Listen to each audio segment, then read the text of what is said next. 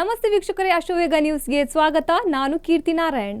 ರಾಜ್ಯದ ಪ್ರಮುಖ ಸುದ್ದಿಗಳನ್ನ ನೋಡ್ತಾ ಹೋಗೋಣ ನಮ್ಮ ಕರ್ನಾಟಕದಲ್ಲಿ. ಅದಕ್ಕೂ ಮುನ್ನ ಈ ಕ್ಷಣದ ಹೆಡ್ಲೈನ್ಸ್.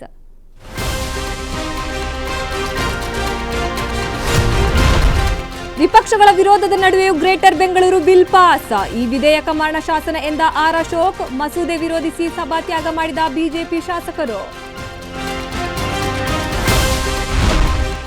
ಹುಟ್ಟುಹಬ್ಬದ ಖುಷಿಯಲ್ಲಿ ದೇವರ ದರ್ಶನಕ್ಕೆ ಬಂದವರು ಮಸಣಕ್ಕೆ. ತುಂಗಭದ್ರಾ ನದಿಯಲ್ಲಿ ಈಜು ಬಾರದೆ ಮೂವರು ನೀರು ಪಾಲು. ಗದಗ ಜಿಲ್ಲೆಯ ಕೋರ್ಲಹಳ್ಳಿ ಬ್ರಿಡ್ಜ್ ಬಳಿ ದುರಂತ.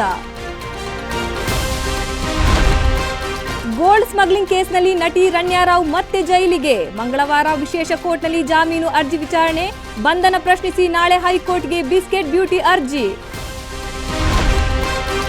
ಅನ್ಯ ಧರ್ಮದ ಯುವತಿಯರನ್ನು ಪ್ರೀತಿಸಿ ಮದುವೆಯಾಗಿ ಹಿಂದೂ ಧರ್ಮಕ್ಕೆ ಗರ್ ವಾಪಸಿ ಮಾಡುವುದರ ಬಗ್ಗೆ ರೀಲ್ಸ್ ಮಾಡಿ ಮಂಗಳೂರಿನಲ್ಲಿ ಕಿಚ್ಚು ಹೊತ್ತಿಸಿದ ಚಕ್ರವರ್ತಿ ಸೂಲಿಬೆಲೆ ಹೇಳಿಕೆ.